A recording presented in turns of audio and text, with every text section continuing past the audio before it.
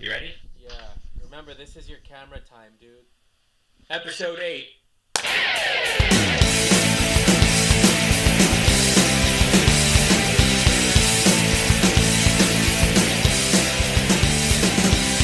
Gunshots on a gun, underwater beat. Guilt trip, these drugs are inside of me. This is not where I wanna be. This is not who I wanna be. And these words I speak. People are just like, I'll tell you what, man. We'll join a Patreon where you don't, or you're not on camera. Well, that's been my goal. My whole life has been to have people to pay me to just shut up at some point because I talk a lot. I thought it was a disease for a little bit. I talk so much. I remember Googling, is not being able to shut up a disease? And I was trying to see if maybe I could get medicated for that. But, that's neither here nor there. You know what is here and there is this show. Hello. Welcome to the Mostly Sorry podcast. I believe this is episode 8. And here we are, I'm Joel Jimenez, a.k.a. Bottle Rocket Butt Boy. I'm on the quest to become Bottle Rocket Butt Man at some point. Maybe it'll happen in the near future. Maybe it'll happen in the far future, which is the opposite of near future. I am here today, as always, joined by my friend, producer, co-host, David Deary. David, how are you? Say hello to the people. I'm good, man. I'm good. I'm just the side dude. You know what I mean? I'm just over here.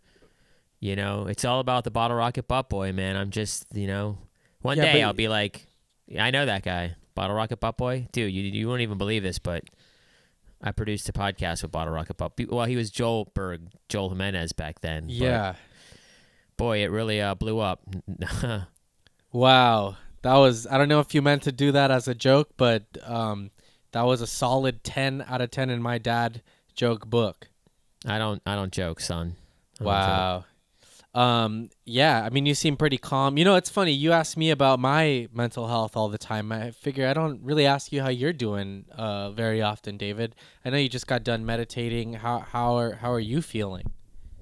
I'm considering with all the Nazi with all the federal agents, I'm contemplating buying a slingshot. Nice. Or I'm just thinking about how we can honestly, like, I'm picking sides, and I'm getting violent. How about that? Whoa, that seems like violent. a change. Getting violent. I wouldn't say I'm 100% anti-violence. I'm starting to lean towards the idea that violence is not the answer. But then I realize some revolutions need a little bit of some slingshottery, if you will. It's tribal warfare, man. Choose your sides, and I'm definitely anti-fascist. So I'm considering getting violent. I've been watching videos of Trump supporters getting their asses beat. Yeah, it's been great, and also just getting owned. There's the one guy. I don't know if you've seen this kid. He wears like an American flag as a cape, and he goes around to Trump. And he's a white kid. He's kind of fat, and he goes around very deadpan, and he just says, "Allah bless you. Allah bless America." And he has a sign that says, "Allah bless America." And he goes, "I'm here to support Donald Trump. I'm here to support Donald Trump. Allah bless America." And people lose their fucking mind. It's hilarious. It's amazing. Is he Muslim? Is he pro-Trump? Is he anti-Trump? Is he trolling? He's trolling. He's a white guy. Gotcha. But he is like interesting enough. Like, he is like a pro Second Amendment guy, and he carries a gun sometimes. Yeah. And he's just, I don't know, he's real deadpan, and I guess he's just pushing freedom of speech. Because, I've gone. Go makes ahead. sense. Yeah. If you're these super patriots who are really into the flag, and then you drag a flag next to them and they want to beat your ass, it's like you're not really pro-flag. It's very hypocritical. It's like freedom means freedom, right? Yeah. Freedom means I can be a Muslim. That's freedom. True. Yeah. In your mind, you don't want rules, you don't want regulations, you don't want the government telling you what to do. Not in my backyard. But then you get mad at other people for like saying Allah. I mean, it's crazy. Well, it's like any it's funny. sort of ideology, right? Like, people pick and choose, especially with religion. People will pick and choose what they want to follow and what they don't want to follow. Like, people will hate gay people, but then they'll also wear blended flat fabrics, and that's also in the Bible that you're not supposed to do, or eat shellfish, or shave, I believe is one of them. But people will just pick whatever the fuck they want. I've gone back and forth on Second Amendment rights. You know, I've had a couple people like change my opinion on it a few times, where before I was like, man, whatever, like 100% freedom. If you're not hurting anybody, then who cares? But then somebody just changed my opinion. One somebody who was ex-military really made a good argument, and I was like, oh yeah, you're right. And then I had another friend be like, well, that's why we can't have nice things. And I was like, oh yeah, you're right. But then now it's like, fuck, like with all these, you know, people, you know, the fucking ICE and people jumping out of vans and kidnapping people in Portland and stuff. I'm like, damn, maybe it's kind of important to arm ourselves, you know, maybe. I don't know. I'm not going to Why? go buy What a are we gun. going to do against the fucking against That's also the military? true. I guess just I mean, the we're r- lucky. We're lucky just that the like, right you know, to do it, the right yeah, to you have the protect right to yourself, do it. I you know, think it's guess. fine. I mean, I'm pro gun for sure. I think you should be able to have guns, but obviously you need rules. You can't own a Yeah. tank. You can't own a bazooka. You can't own certain weaponry. You can't own grenades. I don't think. Yeah. So why should you be able to own like a crazy savage like military weapon? Well, I think mean, at that point you're just doesn't really make sense. If but you own one of those guns that's like just shoots like 1 billion bullets per second, you probably need to work on your aim a little bit better, and maybe you should just go back to the drawing board, shoot at a target, and come back when you can actually hit it. You don't need to spray. they don't crazy amount shoot of a million. rounds. They don't shoot it. They just shoot. They're semi-automatic. So you know all the guns. Semi-automatic, all whatever. the gun I'm nerds, just kidding, all the yeah. gun nerds out there. Shout out to the gun nerds that are going to be like, it doesn't stand for assault rifle. Hey, I mean, that's okay. You know, write us in. Tell us your opinion. I'm open. I'm not done evolving yet as a human. I've said that many times before on this show. I don't know. Yeah, I really honestly don't know what Let's I just think. face the facts, though. Shooting guns is fucking fun as shit. You know, Never if you've done ever it. gone out to an abandoned airport and just shot a gun at like, you know, bottles and cans and abandoned cars and I'm shit gonna like plead that. the fifth on this. That's never happened. I don't know what that feels like. I've definitely shot a bow and arrow before at a legal bow and arrow range. That's fun. Archery is really fun. I wish I could. You know, when I was a kid, I was like, when I get some money, I am gonna buy a bow and arrow. And now I have had multiple chances to buy those, and I still haven't done it. So I don't really know if it's on the top of my priority list. Back to the gun thing.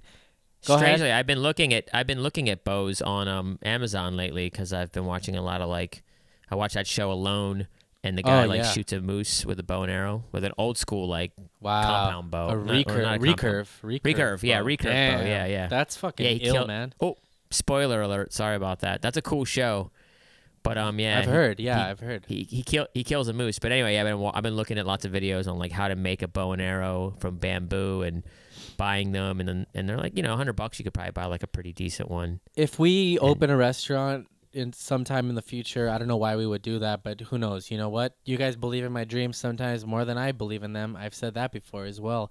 Can we please have on the menu moose knuckle?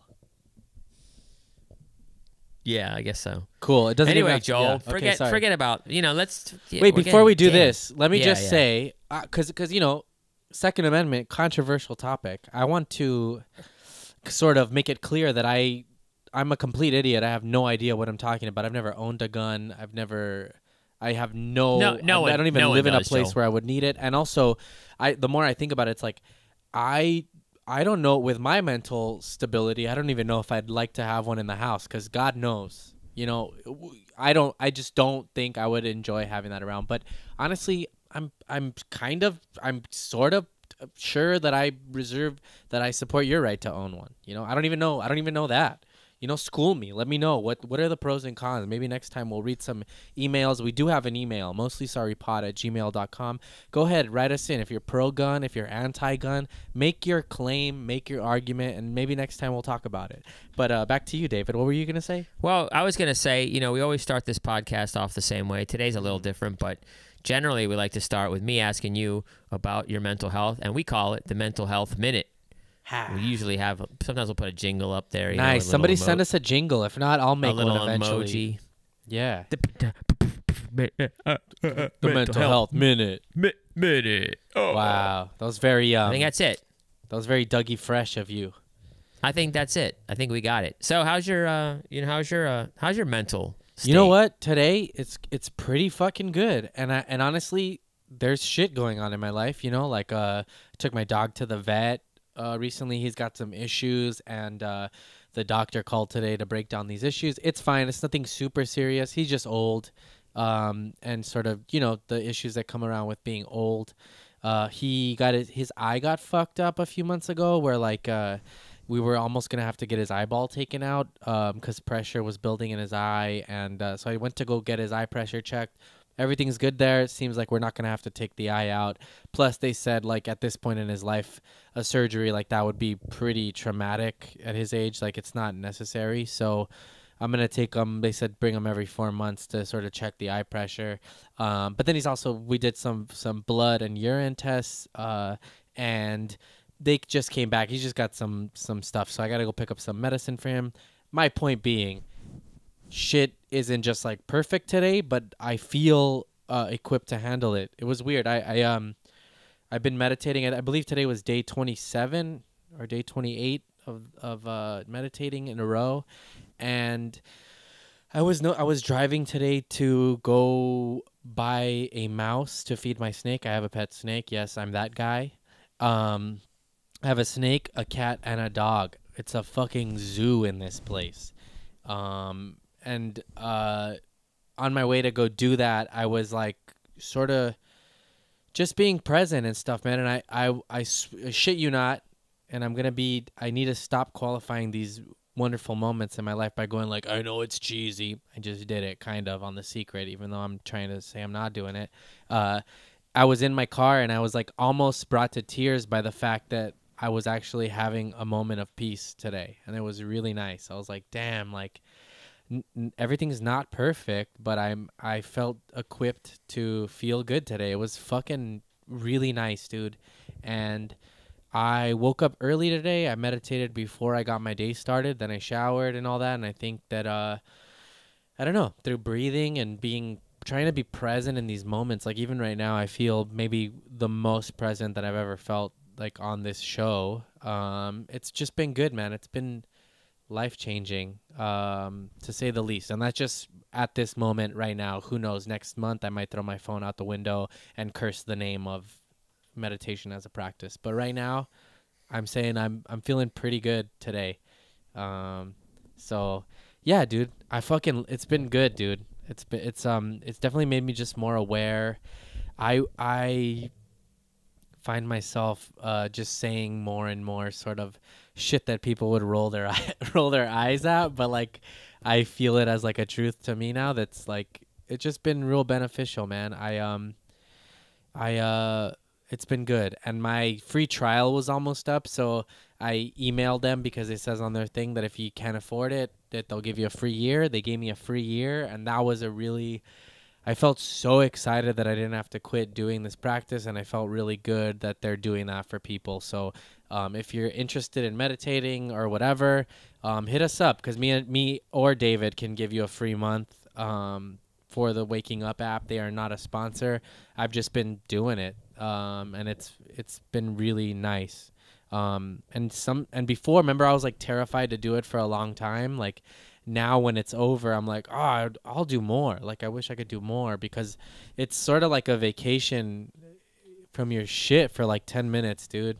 And I like that they're like, you have the rest of your day to worry. Like just give this 10 minutes, to yourself. So yeah, sometimes it's like taking a nap. A lot of people that out there, they don't like to nap. I'm kind of one of those people. I don't like to nap. Sometimes even if I'm exhausted and I know I need a nap, I'll lay down and I'll still put a podcast on or read a book. Me too. Because I don't want to waste my time. I don't want to waste my life. And then you nap and you're like, oh my God, that was amazing. And meditation's the same. You think you don't want to waste your time. Oh, what am I going to? And then you eventually learn that when it's great. It's just only 10 minutes, and it's just you sit there and you just go, oh my God, thank you. I don't want to think about that fucking bullshit anymore, man. You know what I mean? I don't want to think about shit that's just fucking weighing me down.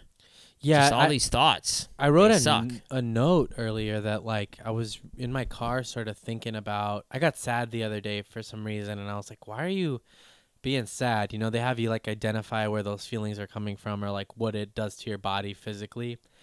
And I realized that I had no reason to be sad. I was almost like an addict. Like it's like a comfortable place for me to be, I guess. So I just resort to it because I know that feeling, and it's kind of fucking weird. I was like, what are you doing? Like, and then I wrote this note about this might not be the right number, but I think that like possibly like I won't even give a number. I'll just say that I realized that most of my suffering is self-imposed. Like, of course there are things that happen that are external that will fuck with you, but like a lot of it I do to myself, like just by thinking, you know. It's really weird. And so that's one thing that meditating's helped me pinpoint and realize is that that those times that I'm doing it to myself are unnecessary, like because there will come a time when you're not doing it to yourself, and that's different. But on a day-to-day, a lot of it I'm doing to myself, man.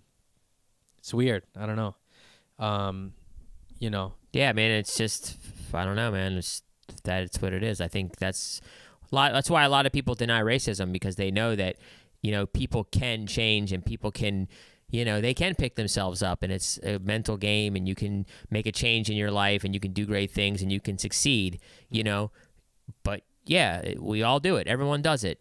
Yeah. And then obviously some people have serious problems and real problems, and, you know, it's like you can see it when you hear problems from people that you feel like don't have problems. You know, you have a friend who you know is rich or, you know, has money, and they just start playing victim and crying about certain things, and you're like, seriously, this is the fucking fight you're gonna take, and you should be whistling fucking Dixie, you know what I mean? Like, but it just doesn't work like that. Well, I've also not seen in my life that like people who don't have problems because they have money, they go inward on themselves, and then they start to like, that becomes the problem because they don't have anything real to like worry about. But yeah, it's crazy, man. Today, or no, I mean, they have a deeper philosophical thing to worry about. You know what I mean? If you're rich, then you have to always worry about like, well, fuck, am I a loser? Do people just like me because my dad's rich? Do people just like me because my mom's rich? Do people just like me because, you know, you don't earn anything, you don't have anything? You know, you could see that in comedy a lot. Yeah. You know, the only thing in comedy that gets is respect. It's the only thing that can get you to feel good about it. It's to put out good material that you're proud of, that other people pat you on the back and you know isn't bullshit. Yeah. You can't buy that. You can't fake it. You can't, like, you know, PC your way into it. You know, you can get all the chances in the world. Yeah. You get which is 3 great. minutes tops of a pass, and then after that you better come with the realness, you know. Yeah. I mean, some people get hours of passes, but, you know. Yeah, but even they... It is what it is. Yeah, I don't know. It's interesting, yeah. Even they have, like, kind of found their audience. But, like, I guess I'm talking about, like, it doesn't matter how famous you are. You better be funny. Like, people will only clap for a little bit because they know you from some TV show. And then what? So, Right. I don't know. That's... Yeah. That what was I going to say? Yeah, I don't know. I was... I was thinking today, I was texting with my buddy Van, the photographer for Kill Tony, and a bunch of other stuff. But like, we were, you know, it's funny. I've realized how often, whenever we want to say something sweet to a friend, a guy friend or whatever, like there is this societal thing where we have to be like, not to get sappy. And I had this thought today about like, in our society or whatever, in our world, it's like it's okay to outwardly talk about negative emotions. Like if you're angry or frustrated, or a lot of people will yell without going like, I'm sorry, I'm angry. They just kind of do it. But then anytime you want to say something positive, you're always like, not to sound sappy or whatever, but I love you. It's like, for some reason, like we're so much more open to negative words or actions outwardly than to tell our friends that we love them and stuff like that. And I'm kind of getting to the point now where I'm sick of saying, not to sound sappy, I just want to like say it, because, you know, we do, you know, we lose people that we love and stuff. And it's like, that's the only time really when somebody's gone that we'll like be like cool with saying we love them or like saying nice things. And like, I just want to, I'm trying to make it a habit to do it more often on a day-to-day basis and not be like, not to sound corny or anything or not to sound dumb, but like, dude, I love you, dude. You're great. It's like, I don't know, whatever. I was just thinking about that today. Cause really, if I'm frustrated or if I'm angry, I never qualify it. I just like a lot, or not never, but a lot of times I just start yelling or freaking out. So it's like, that's okay to let the levee break on that, but to let the levee break on like love or positivity is like somehow weird or whack or weak. Well, I don't think it is okay in a lot of places. I mean, it's people do it, you know, they think that it's fine, but it's like, I think there's a lot of times where people are negative and it just pushes, you know, those types of people. It's just like, you don't want to be around them after a while, you know? Well, I think I'm one I of guess those I mean people. the actual action of, I think more often than not, the action of releasing negative energy, whether in public or on the phone or in a text or something, flows out a lot quicker than loving energy. I think to love or be positive takes a little more like work or whatever. And I'm guilty of it all the time. If I'm in a panic, I'm like, where the fuck are my keys, man? My fucking keys, me again, like this and that. But then to like tell a friend I love them, it's like sometimes it used to be hard. Now I just do it because, you know, after just seeing people pass and stuff like that, it's like, you better fucking, you know, give them their roses while they're alive, basically. Because, you know, we've all heard that term. I don't know. I was just thinking about Actually, that. I've never heard that term, but Really? you know, why not? It's like a thing, I give them their roses while Sure. they're alive. Yeah. Instead of at their funeral. Yeah, basically. Yeah. So Yeah. there's that. But yeah, I was just thinking about that a little bit, and whatever. I'm a fucking hypocrite. I snap like 2 times a day, maybe more. but I'm just trying Do to be. you throw your? Are you like throw your skateboard or throw your video controller kind of guy? No, because I always would see those guys that throw their stuff, and then there's nothing sadder than watching them have to go get it afterwards. You ever see that guy? They toss their board, they're like fuck, and then they gotta walk over and get it. And I think that's so deflating. That's so funny. Yeah. I remember one time when I was when I first moved to Berlin. I by the way, I fucking hate those dudes that throw their boards and curse and shit like that. I just think it's ridiculous. Well, it's also, I've seen people who can afford gear and they're like, you're throwing your shit. Like, give me that board. Like, you're going to snap your deck. Give it to some kid who's struggling, man. I'm anti-focus all day, man. Like, fuck that. Give that skateboard to somebody else. Yeah, for sure. And- There's always someone who and needs it. Go I ahead. remember when I first moved to Berlin, I was at this like little skate spot, and it was just me and this other kid, and the other kid was like really good, and he was just freaking out, like he was just bugging out, he's just like really just fucking losing his shit, and I was like, "Yo, are you good, man? What's up? Like, it's just me and you. Like, what's the problem, you know?" Dude, and he's just like, I got this contest coming up and I'm fucking like off my game and it's in 2 days and I just haven't really practiced. And I'm like, all right, so what? Who cares? Like, do an easy trick. You're just trying the same hard shit over. Like, play me in skate. Like, maybe that'll make you feel good. Like, beat me in a game of skate. And, you know, and he was like, oh, man, fuck all that then. And I was like, dude, it's fun. Skateboarding's fun. I know. Right? Don't forget that. And contests are contests, and it's like maybe you'll have the fucking run of a life and you'll win, or maybe you won't. It doesn't matter right now, you know? And then I just finally convinced him to do like some easy shit, just like, hey, do a board slide with me, you know? Let's do some board slides. Yeah. And like before I knew it, 10 minutes in, like we did board slides, we did a bunch of goofy manuals, no complies. And then like, you know, 10 minutes in, he was like laughing and having fun. And then he just started ripping, like destroying the place. Yeah. And, yeah, just killing it. And then he just came up after, and he was like, oh, man, you know, my mind was so fucked up. I couldn't skate because my mind wasn't in the right place, you know? So thank you, you know, for reminding me to, like, get my mind right, you know? For sure. And it stuck with me. It stuck with me. Like, it's just, you can't do art when you're fucked up. You can't do you know? life when you're fucked up. Yeah, it's hard. I was that was one of the things in the meditation that I did like 2 days ago, where they have you put a smile in your mind, and it like you find yourself like physically actually smiling when you do it. Like it's hard. You can't control it. And you know, it's fun. I think about it a lot. I'm like, this stuff is like so good that I'm really hoping that when the shit hits the fan, or like in those moments where it's really tough, that I can apply it. But you know, this daily practice, I think that's the point. Like, if you trust the process, that it will at least help a little bit. there's no finish line where you're just some enlightened being. I don't think like, but yeah, I'm hoping that I can really put it to work. I mean, yeah, you helped that dude put a smile in his mind, and then he sort of unlocked the rest of it. He was having like more fun. Man, that's crazy. I'm trying to think of like I got a bunch of fucking notes and stuff. I have this. This is like bald guy fun stuff. But today I've been wanting a foil electric razor forever, like to shave my head with, because if I do the razors, like whatever, I get like bumps or like I cut myself.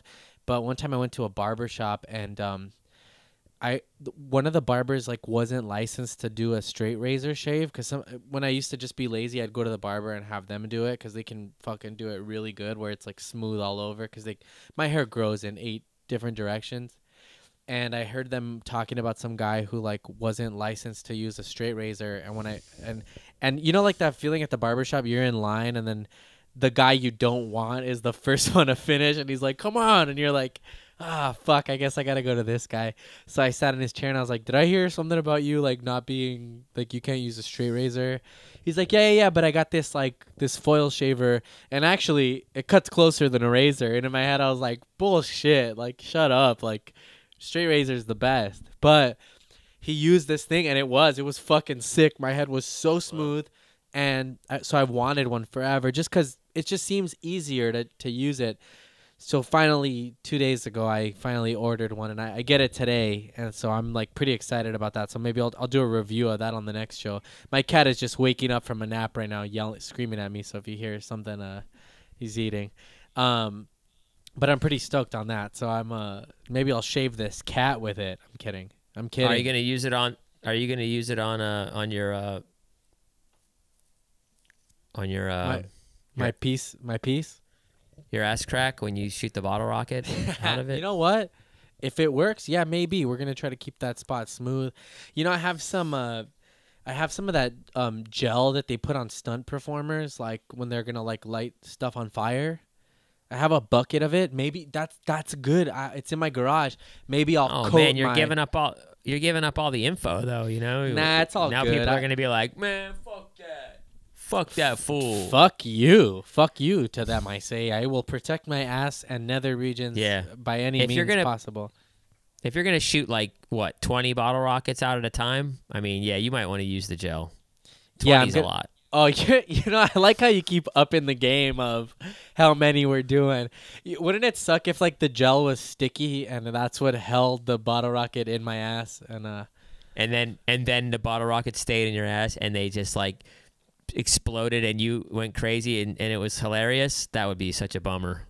Yeah, not for me, for you guys. You guys would love to see me in pain. I got the gel from I worked art department on Nathan For You on the final season of Nathan For You. Wait, was that a name drop? Nice. No, I was an unpaid intern. I was in the art department. I did a lot of it was great. I learned a lot, but I basically kept the plants alive in his office the whole season. I would take them outside to get sunlight and water them every 2-3 times a week. I would vacuum the entire office. I would there was an episode where he made a chili suit to like sneak into a hockey game to like sell chili, to basically undercut the stadium prices and sell this chili out of a suit. And I had to chop all the chives and grate the cheese. The chives. I had to clean the chili suit out, which was off. I never saw that episode. That's hilarious. Yeah, so this guy, his show is so funny, man. It's dude. crazy. I'll tell you what, man. There are 2 women who are the head of the art department that work for 3 actually. They are fucking geniuses, dude. Like I thought I was good at like troubleshooting and stuff like that. And when I got there, man, I watched them basically. There's no blueprint for building a chili suit to wear underneath your clothing and shit like that. It's like I watched oh man, I don't want to start naming names because then I'm gonna forget somebody, but I watched them basically figure out the different sort of plastic they were gonna use to build it, they had to cut it so that it looked like a fat suit underneath like a hockey jersey, and like it was incredible, dude. They are troubleshooting geniuses, and I know that there were times where like Nathan would call them like at 10 o'clock at night, like, hey, we got to do that. And they were like, Nathan, like after hours, I'm with my family. Like we can't do this. But he was really, from what I saw. He's like, I'm your family. I'm the man. No, Oh, no. that's Eric Andre. Never Yeah, mind. That's Eric Andre. exactly. Yeah. I got those guys confused. Some of the art department people worked on Eric Andre that also Right. worked on, because it's all It's absolutely. like Tim and Eric. It's Tim and Yeah. Eric, and yeah, my friends work on some of those shows in the Yeah, art for department. sure. So maybe you know them. I don't think. Yeah. I think they worked on the first season of Nathan For You. They've worked on all of Tim and Eric's stuff, and Yeah. they definitely. I think they worked on first season or second season of Eric Andre show. or Our something buddy like that. Ahmed Weinberg was he worked on the first season, and it's funny because when I got the internship, the first thing he asked me was, "Have you had any moral dilemmas yet?" Because Really? because they're pranking people. That's what he meant. Oh, like he's I like, see, I see, like, I do you see. feel bad for the people being pranked? And I was like, honestly, the more that I was there, the less bad I felt, because I realized that these people, a lot of them are hungry to be famous, and they will do whatever it takes to be famous. And so at a certain point, I was like, nah, don't really feel bad for these people. Like, Right. they want to be on TV no matter what. Like, Right. whether that means hurting others or whatever. I'm also realizing I'm fiddling with this mic a lot, but it's just sort of like it's like a nice thing to do with my hands. But You but got yeah, deery no, hands. That's what I think that's what someone. yeah, hashtag Deary calls hands. it. That's gotta be a fucking dude. Dude, you remember? Well, at City Walk, they used Dude. to have those things where you could dip your hands in wax, and they would make you like a wax thing of your hands. That would be No. fucking tight to do a wax thing of their hands and then bronze that, and we do a Deary Right. hands bronze statue, and we keep that on the desk when we All right, eventually let's do get it. our studio. Let's make a list of like bonus videos we could do. We're gonna make a chili suit. We're gonna shoot bottle rockets Oh man! out of your butt. But so back to the chili suit. By the way, Bottle Rocket Butt Boy needs an outfit, so we should start designing your outfit. I mean, a mankini would make sense, right? Yeah, like like a an- Stars and Stripes Evil Knievel. man. Yeah, you know what's funny? It's like I'm not like the whole like USA thing sometimes bothers me, but when I rock the flag, like I'm representing what I think my America is, and my America is like immigrants and everything that we really believe in, black people, people just you what are you laughing Fucking at? rap music. I know. I'm just Rap thinking of the list music, of things. punk that, rock. you No, know, just that, kidding. Yeah, it sounds that's like I'm being America to progressive, us. but I start saying like crazy shit. Fucking anal sex. No, but like when I rock, the flag to me means all the shit that people that rock the flag hate. Which is it's weird. Like The flag is corny. Let's face facts. The flag is corny. All flags are pretty corny. yeah. It's I a just think it's symbol so that's, like, ridiculous. dumb. Yeah, it's like even the whole loving America. It's corny. Like what's Yeah. America got to Canada? It's like Mexico's great, America's great, Canada's great. Yeah, Most right. places are great. Most places are great. The flag is just like, who gives? Because then you break it down into smaller sections. It's like then you got the Arizona people and the fucking California people and the Utah people, and everyone's like, yeah, my fucking state's the best. And then you break that down into like, West fucking LA's the best, East LA, no, fuck Yeah, you, dude, where does it Compton, stop? and it's just like, what the? Yeah. Who gives a fuck, man? None of you did anything. But- you didn't build but so- Compton. Yeah, that's true. Yeah, You're not But- Jamar Neighbors. You didn't build Compton. Yeah, that's right.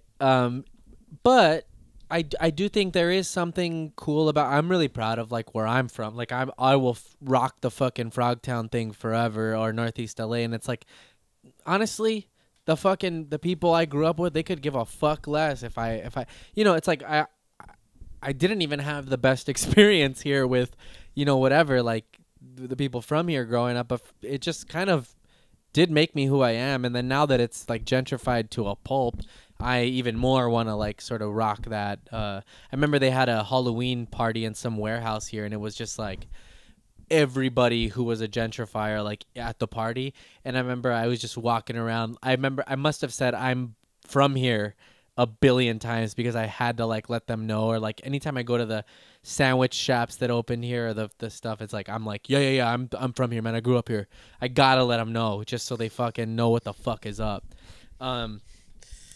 It's funny. Yeah. But I mean, America's gentrifying. I mean, the American flag. Yeah, if I know. It represents there's- anything. It's frontierism. It's Yeah. go west and kill people and go west and discover new lands. It's like So- that's what America's all about. But the only way that I can justify it, whatever, any sort of like, I'm an American, is that the America that I am proud of is the America that those people hate, and that's what I think makes America beautiful. It's the paleteros and all the corn man and people working in these like legal sweatshops basically, and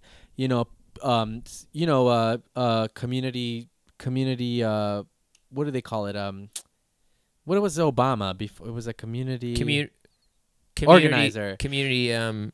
Yeah, community organizers, like the people that whatever, the protesters, all that. To me, that's the real America. That's the true America. And but it's funny that stuff to me is way more patriotic, way more American than these fucking people that are like, will rock a flag, fucking tuxedo. It's like, get the fuck out of it. Like, you're America. And of course I do that accent because I have to. But I don't know how we got here. Oh yeah, I'm gonna wear an American flag bikini. Don't do racist accents of white people from Arkansas. They hate that. So You're racist. Right. Actually, Arkansas. They went to Arkansas for one of the Nathan For You episodes. It was one of my favorite episodes. I think it's like the quintessential Nathan For You show. It was the finale of the last season. It was called Finding Frances, and basically this guy, he's looking for this woman that he loved years ago. And they go on this whole journey to Arkansas to find her and all this stuff. And it was cool because I had to make copies of all the love letters that she wrote him. And I got to read all these letters spanning whatever amount of years, and really got like a window into their relationship. It was interesting. It's a really good episode. But so that's the kind of stuff I did. That, I mean, I remember cutting my hand on a paper cutter because I was, you're chopping flyers and whatever. I went to pick it up and I Did you go to Arkansas? Did you get to go to Arkansas? No, I didn't go to Arkansas. I was just sort of back home. I didn't even have a license at the time, so I'm surprised they even like had me be an intern because I was basically stuck at the office all day, every day. Couple things I did made it like on screen, and then some of them got cut. But back to the reason I have the gel thing is because they did on the chili suit episode. The chili suit was too hot because they had to keep the chili at a certain heat level to keep it fresh, and so it was burning. It was burning Nathan's skin, and so they had to put a gel so that it wouldn't burn his skin while he was wearing the chili suit.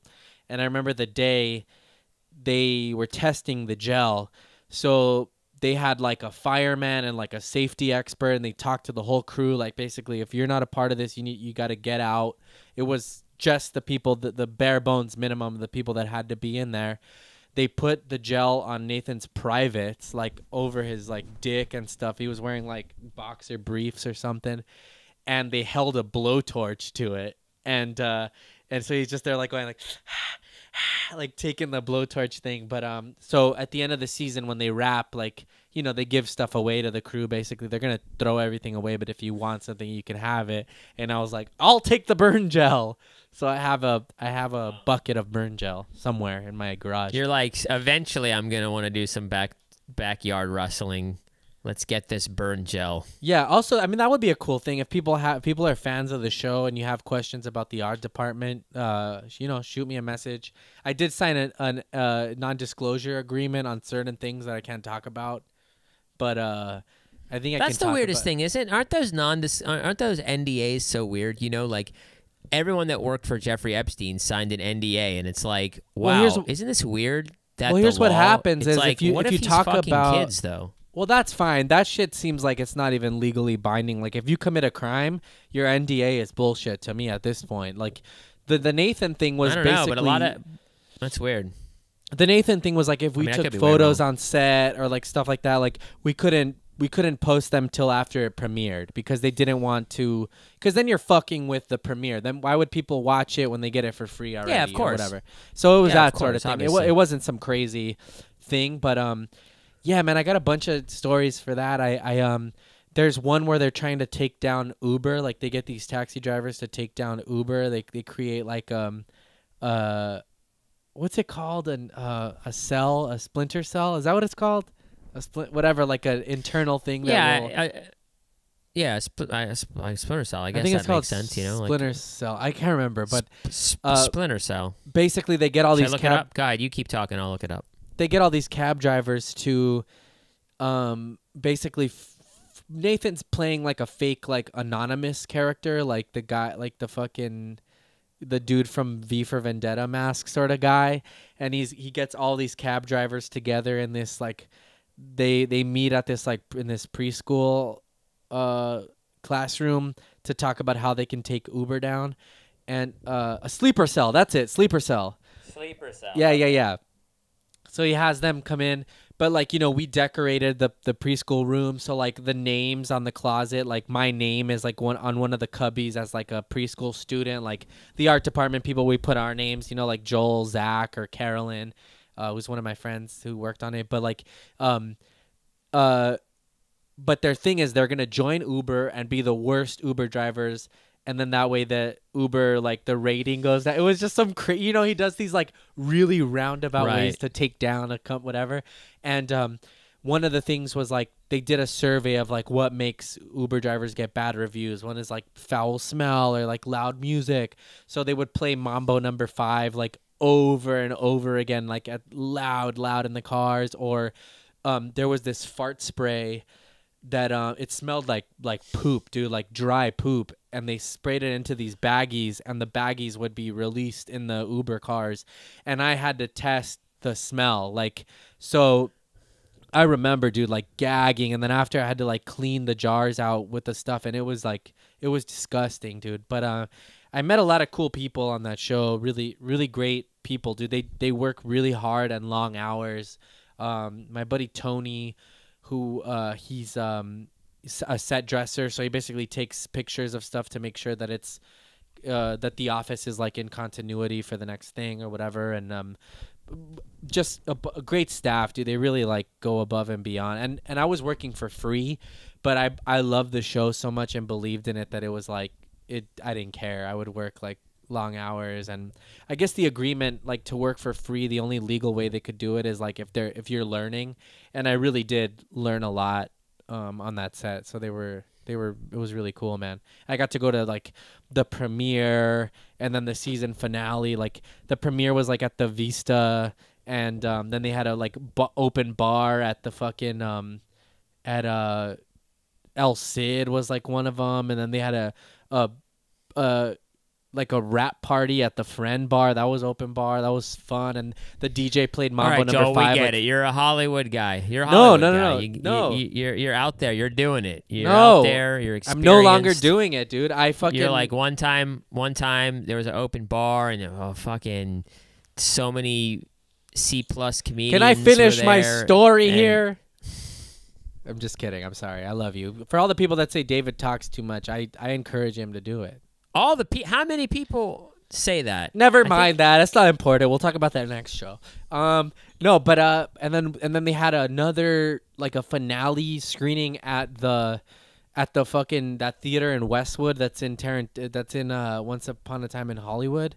And that was cool. And anyway, they treat people real good. Like I even like if you that work theater. for free, they like you know, they let you come to these cool events, and they do treat you well. So it wasn't like I completely did it for free, but yeah, that theater is really great.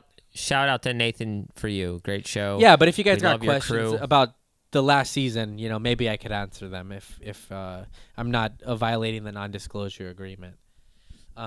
Great staff. Great crew. We love you guys. Yeah, I see Looking you looking forward to the sort of next at season. your timer. There is no season. That was the final season. I'm looking at you actually. That's Well, you. I see you looking That's at the me looking timer, at you. but No, I'm not looking at the timer. I'm looking at you. That's you. I'm at That's your that's you. That's the people. How right? long have we been going? Just for my own. Oh, so you were looking at the timer. Well, no, I saw you and I thought I thought you were sort of looking at it like, oh, we better wrap this up soon. Okay. Kind of. Have a guess. Have a guess. How long have we been going? I'm gonna say 45 minutes. Take a guess. 45 minutes. Yeah. Whoa, 45 minutes and 49 seconds. Swear to God. Damn, that's that. I'm not even kidding. Wow. You're I think I'm looking getting the looking hang at of a this. clock. No, I swear to All God, right. I'm not. I have no clock near me. I was just guessing. The next thing you got to get the hang of is probably sipping water off camera. I mean off mic. Oh, off I'm mic, sorry off that mic, humans off mic. need hydration. I'm sorry. I apologize. It's like I'm sure now that now Joel, I'm talking to you that's watching this in the Gotcha. premiere. And I'm looking I'm straight sure at you. Yeah, you're looking at me. You're on your computer. Joel, I'm sure you heard it. So you know I'm right. Like those I know you're in the chat right now being like, "Yep." I'm probably Those going to sips are say, a little God bit loud." damn it, you were right, David. I'm I'm going to beef those gulps up in the mix. I'm going to be like, "Oh, Oh my- they're going to Is gonna there be like, anything grosser? Is there anything grosser than gulping liquids? Probably. There's probably a bunch of things grosser. Probably licking poop or something's probably grosser. Eating a teaspoon. Call back to our first episode. I believe There it was the is, first episode 1. People We ask really me what peaked kind of on episode 1. people ask me what music I'm listening to lately. And I want to just give a shout out. My friend Frank, he's a comic. He's at Treehouse Franklin on Instagram. Go follow him. Tell him Joel Berg sent you. He is like, he's just a friend of mine. It's funny because he's taller than me and probably not that much younger than me, but I feel like he's like a little brother in comedy. But but also a contemporary. That sounds like I got some sort of like aboveness, but it's not. He's my friend. I love the guy. Great dude. We've hung out a few times.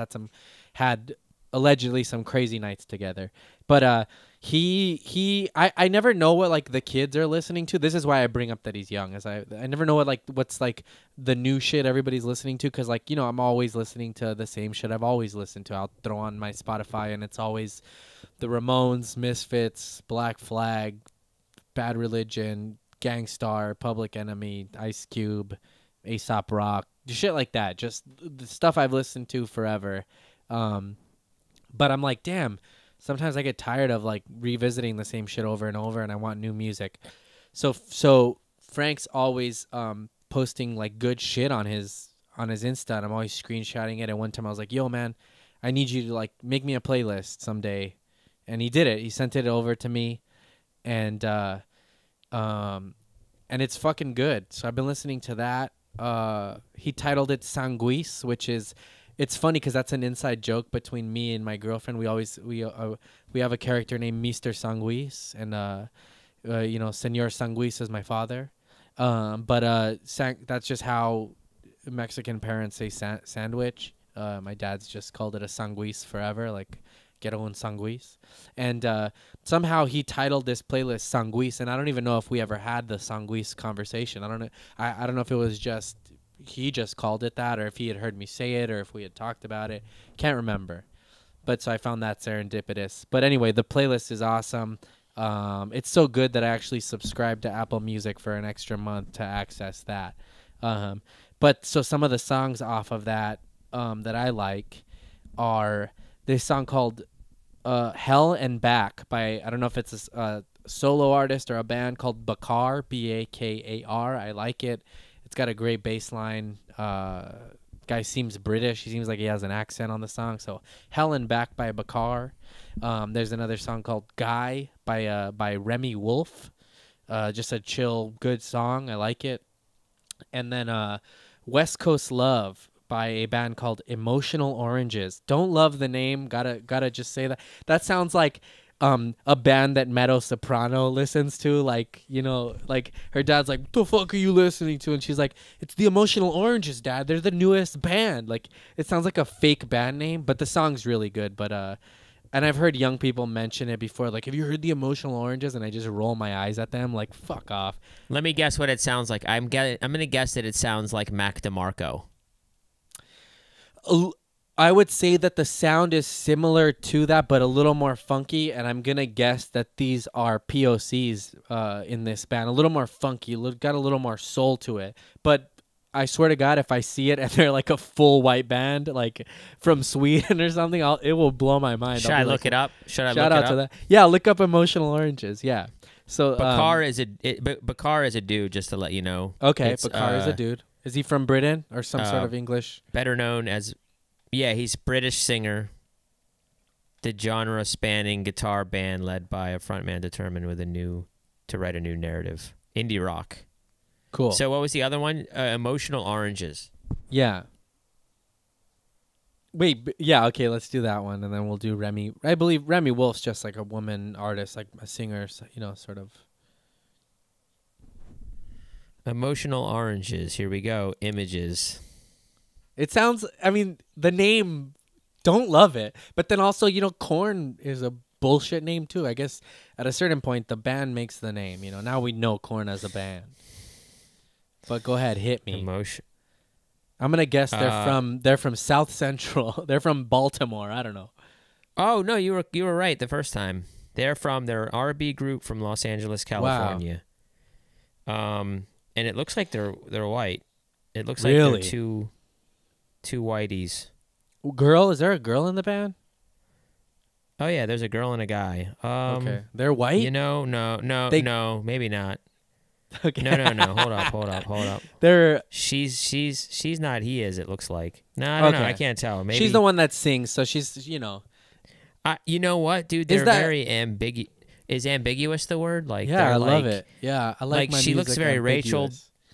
She looks ambiguous. She looks very Rachel Dolezal or whatever. Let's not diss her by comparing her to Rachel Dolezal. No, I'm saying she looks like she could be a white chick with braids. Gotcha. But I'm not sure. She could also be black. I and shout out to her. I can't tell. He looks. Yeah. Man, it's crazy. They look mixed or he looks Jewish. I can't tell. It's at great. a certain point, I kind of don't give a fuck. She looks black. The music's good. No, of course not. I don't give a shit either. I don't give a fuck. I don't even believe really race is a thing. Oh, great. She looks black. Like a true white dude. No, we're all from Africa, man. Like that's just the reality. True. Do you remember Paul Everyone's Provenza? Yeah. Yeah. He sold a shirt on his website that said like we are all African. It was pretty I forget what it was. Anyway, remember the Green Room? That was a good show. That was a great show. Yeah, that was fun. That was a really good show. Remember when they lit up a joint? Somebody lit up a joint on the show, and then it just seemed those were like the original podcast. That like the Green Room, and then like Tough Crowd. Yeah, and there was also that show where it was like really dinner, cool. like Jon Favreau. Like they would have like a dinner. It was like Sarah Silverman and Jon Favreau. They were like in his backyard. Like I don't remember that one. That's another one. I don't remember, but anyway, that's what I'm listening to. Shout out to Frank. Shout out to Treehouse Franklin for the Sanguis playlist. Those are some good songs. Shout out to Emotional Oranges on that. Ambiguous race shit. That's dope. Yeah, check out that song, dude. West Coast Love. Probably black. Hell and Back by Bakar and Guy by Remy Wolf. Like it. It's just like I don't know. It makes me feel like I'm in touch with whatever's cool right now, and I'm definitely not, but I'm trying. I'm sick of being that dude that's like, I'm old. It's like, well, fucking figure it out, you idiot. I do that a lot. I rest on that How old too are you? much. You're not. How old are you? You're like 33. Yeah, I'm 33. 36. 33. I don't like that second guess. I'm kidding. Wow, I added 3 years. How dare you? That's nothing. 33. Yeah, I'm 33. I'm 33. This is so funny. This is in real time. My dad is looking through my window right now. I have my window open. He's looking through it. I'm going to guess that he may knock on it pretty soon. He's looking at me right now. Why would he knock on it? Well, just to see what you're doing? I had a problem with my truck, and he's sort of looking at it. So I think I don't know what he's doing. I think he was like miming like he was gonna knock like to fuck with me. But eventually, my goal would be to get my parents on the podcast. I would love to interview my mom and dad. They have pretty 100%. storied lives, and I'm like, I don't know a lot about them, but like in depth. But I'd like to document it at some point. But yeah, I was listening to that. I recently heard. Did you hear Jim Carrey on WTF? No, I didn't, but I heard him on other interviews before, and he's quite a charismatic. He's quite a weird dude. Yeah, I kind of like it. I've always looked up to him as a kid. I know he's not like without fault or whatever, but it was a cool interview, man. It was him talking about what got him into comedy and stuff. You know, he used to just cheer his mom up and make his dad laugh and stuff. And apparently his dad was extremely funny, and Rodney Dangerfield used to like really love him and be like, you know, why aren't you working the Catskills or whatever to his dad. His dad was super funny, and his mom was a painter. But anyway, check that out. That was fun. Just things I've been listening to. Right. You know, speaking of podcasts and meditation and sort of like the thought of like gurus and people that we shouldn't trust, I've been thinking a lot about that, where like anytime something has like a guru, like a charismatic head figure, I would say beware. You know, we've learned time and time again. Now wait, before you go deeper into that, how far do you Yeah. extend that? Like, let me give you an example. How do you feel about podcasting and comedy podcasting and Joe Rogan being the guru, or Mark Maron being the guru? I or would Bill say Burr that being the they guru? aren't charging anything. I would say if people are baiting you with a life-changing solution and they are charging you something like an exorbitant amount, you know, a couple grand for a retreat or something, that's where your ears got to go up and like, what the fuck is this? And I'm not talking about like a meditation retreat. Sure, there are these certain, like, you know, I watched that Tony Robbins thing recently. I know he's done a lot of good for people. I guess there's like a fine line. But the reason I bring it up is there's have you heard of the podcast Guru? No. So that Wait, is it place, the 30 for 30? No. Oh, okay. It's this company Wondery or something. I think they're connected to NPR Yeah, Wondery, somehow. yeah. They did like Dirty John and Dr. Death and like these other ones that I'm gonna probably listen to after this one. But Guru is about this guy James Arthur Ray. He was like basically a Tony Robbins like wannabe kind of. His first exposure to the world was in that movie The Secret, and then through that, Oprah kind of like loved The Secret. She brought him on her show and all that, and then he had The this Secret. Fuck that. You know, it's funny. I got really into that for a little while, and I think that like the reality of that is that if you think about things you want, you do the work to achieve them. So it's like it's not really like being attracted to you by your thought. It's that the thought creates action. If it does, and then that action will bring it to you. But yeah, right, but exactly what that book, what The Secret isn't telling you. So anyway, whatever. Yeah, The Secret. exactly. Yeah, but so it's funny because Chappelle had that bit about like how people that are starving in Africa, like, why don't they just think about sandwiches? It was something like that. Exactly. So yeah, but whatever. So he got famous from that and ended up having this retreat, and he does this like sweat. He has these like very intense. You know, there's these like new agey sort of. I would describe them as like the Chris Angel of the fucking self-help world, where he was having these people do this crazy shit, like putting an arrow on their neck with another person and walking into the arrow until it snapped, and people were getting hurt and stuff. And he had like one of his people commit suicide during this thing where he basically made them look homeless, sent them out into the world with nothing for like hours or whatever. And during Comic-Con, one of the women, I haven't finished the thing, so I don't know if she died from it, but she definitely jumped off a thing, and she was presumed it was a suicide attempt. I don't know if she died. There's helicopters outside. Do they hear me talking about them? Dude, they're coming for me. But then the big thing of this is he had this retreat called like Soul Survivor or something, where he did a sweat lodge, and it was the most intense. He was saying it was like he prided himself at like it was the hottest heat, like whatever. It was like 120 degrees. Basically, people died by like cooking themselves. This woman died, and after she died, he like took off in his rental, and like so he goes to trial. And he goes to jail for 2 years, and then now in the podcast he finally got out, and he's trying to like pick up the pieces and like sort of like start again. But it's crazy, man. It's like these people trusted him, and they fucking ended up dying, dude. They baked themselves in this sweat lodge, and like he's back. He's like, guys, I'm back. I've done some jail time, but I'm telling you, my sweat lodge it's down 7 degrees, and it's perfect at 1:13. It's perfect spiritual enlightenment, That's and right. you won't die this time. I've learned. He's like, it's even hotter this time. The problem was it wasn't hot enough. This time we're gonna throw you on a grill, and we're, you know, just stick a fucking. yeah. We're gonna stick a wooden popsicle stick in your ass, and I forgot to season you. We're gonna season. We're gonna salt and pepper you, and then oh man, bathe in this barbecue sauce first, and then that'll protect you. yeah, we didn't baste you long enough in butter. We call it the Joan like, of "I've Arc been to seminar. He's like, I'm back, and I got this gel from working on Nathan for you, and Yeah. that's gonna protect you from the That's right. from the That's sweat right. lodge.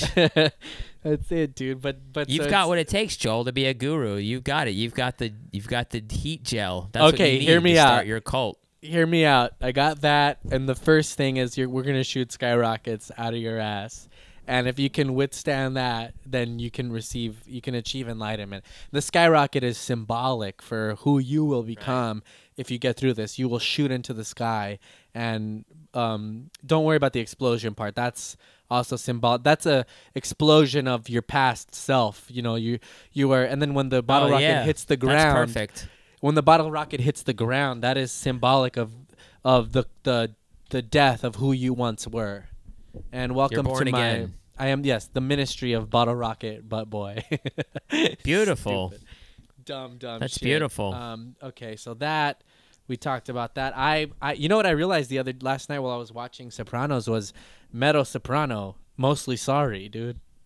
I don't want to say There you this. go. We can't say what the initials are because there is a gang involved with those Right. same initials. But I was thinking about like Good point. merch, and I'm like, oh, we can never do that. We can never initialize this podcast. It's problematic. That's true. Gotta say But the dude, full I name. just finished the 3rd season of Sopranos last night. Cruising I right know. along. I know, but so the thing that was a problem with the Mostly Sopranos was it was really slowing down my binging, and I wanted to just fucking keep going, dude. And so I just finished the 3rd one. What I think I'll do is maybe at the end of this, when I'm completely done with the series, we chat about it. That could be the next, that's what we'll do. But it's fucking been crazy, man. Gandolfini is he's such a beast on it, dude. He's a fully realized character. Like, I feel like Tony Soprano could fucking walk out of my TV and I would be terrified to have him in my room. Like, it's one of the most fully fleshed out acting jobs that I've ever seen in my life, dude. It's fucking crazy what he did. I became obsessed with him sort of as a person aside from the character. He didn't like to do a lot of interviews, and it's weird, man. I've heard 2 different things. I listened to this autopsy podcast. This guy was sort of breaking down the death of Gandolfini, like how he died. He died in Rome of a heart attack, and they're sort of breaking down what he ate that day and all that, and was it figuring out what killed him, and he had a history of he had issues with cocaine and alcoholism. Like, I believe the week before he got cast in Sopranos, he had been pulled over for driving drunk and entered like sort of a soft rehab and whatever. And he would just disappear sometimes. Like, he wouldn't show up to set, and it would be this expensive. He would pay for the rate for the entire day for the money that they would have spent. He was really guilty. He bought watches for the entire crew, or sushi, or massages. And one day they booked like the Newark airport or something like that, and it was really expensive and crazy, and he just didn't show up. He was missing for days, and they found him in like Brooklyn. Like, he was just sort of a troubled dude. But a lot of people, from what I've heard, they think that he was really Tony Soprano, like he was angry and this and that. And then other people that were closer to him said he was almost like not really like that at all. He was almost more of like a hippie type of dude. But then I've seen clips of him off camera, punching an Escalade and stuff, getting into the anger. And it's a trip, dude. He's really fucking good. And it's weird. Like when I was hearing that autopsy thing, even as I was hearing them talk about his death, like I never stop and think about him as like being gone, like because I'm watching it right now. So to me, he's like alive within the show. But yeah, it's a good thing, man. It was what a great actor, and I'm surprised I missed it for so long, because for a little while I was really into those actors who were like fucking really good, you know, those character guys that we all know, but he never really was on my radar as that dude. But now, you know, I'll forever like think about that. He was just really good. So there's Sopranos, and that's it. I think that's all I really want to talk about today. Next time we'll get into some more like maybe like childhood stories. I got some stories about like, you know, my mom working at the zoo and sort of my start into music and interning for a label and sort of like an important turning point in my life. So that's a trailer for next week. But I'll let you, if you got anything, you know, you want to say. I feel like I've really ranted today and didn't really let you talk. So I don't know if there's anything that's I don't want to talk. I'm just here to get you to talk. So don't worry about me. Cool. Well, you know, all I want to say is thank you to the people who joined I'm sitting here listening to your amazing stories and your amazing perspective on life. To everyone who joined the Patreon for Joel, it's great. It's moving right along. We're getting some new members every time. So yeah, thanks. There's a $3 section. Just buy Joel a cup of coffee, less than a cup of coffee. It really helps us. It's going to build up this podcast. You know, 10 people doesn't seem like much, but it helps. 50 people is pretty good. 100 people is like a legitimate Patreon. So share that, do that. We're going to do some movie talk, some you know, it's a little bit more loosey-goosey over there in the Patreon. And, you know, we do an episode once a week. We'd probably do 2 a week if people really wanted it. But, you know, right now we're just doing 1. And there's direct communication with us and all that shit. So, yeah, I'm just appreciative of this podcast. I love it. And I like everyone that's in the chat. Thanks for leaving some reviews and all that shit. There you go. There's my rant, Joel.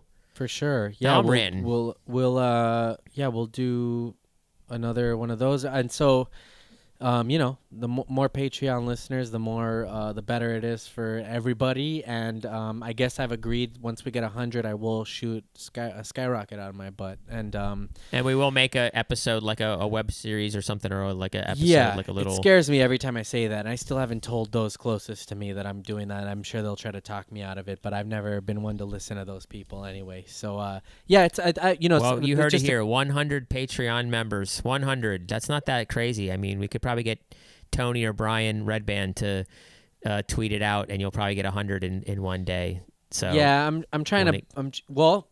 Fuck it, you know, whatever. And then maybe every 100 we get, I'll do it again. No, we gotta come up with we gotta come up with new stuff. You know, we gotta come up with new ways to torture you. Okay, it's gonna be great. Well, that's fine. Yeah, just say like the reason I was like, because a lot of times when I'm talking or when I watch the live broadcast, I'll look over at your face in the little screen and I'll be like, you know, I'm telling some story that's like important to me, but maybe whatever. And I'm like, I'm sure David, you know, he's lived a life. He's got some tales he wants to tell. So sometimes I'm like, I want to hear some of the stuff you got to say. So maybe we'll get into that later on. Maybe we'll do a mostly Deary and have Deary talk about his stuff. Wow, there you go. That could be cool. I mean, I got good stories. I know you do, dude. You've been all over the world. You know, I want to hear a lot of those sort of things. But maybe we'll just talk and we'll share some more things that have to do with the both of us. Because sometimes I'm ranting and I'm like, yeah, I want to know what Deary thinks about this. But well, ask me next time. But it's your podcast. Feel free to just do you. You know, I will. But you know what's funny? I don't think about it till I'm watching your face in the little square. So. Maybe I'll take notes the next time. But yeah, thank you to everybody who's watching. This was really fun today for me. I felt like we had a good one. I was present. I'm having a good day so far. And yeah, thank you guys. We love you guys. Thanks for fucking checking in. And we'll see you in the chat. And yeah, that's it. We'll see you next week for another episode of Mostly Sorry. And until then,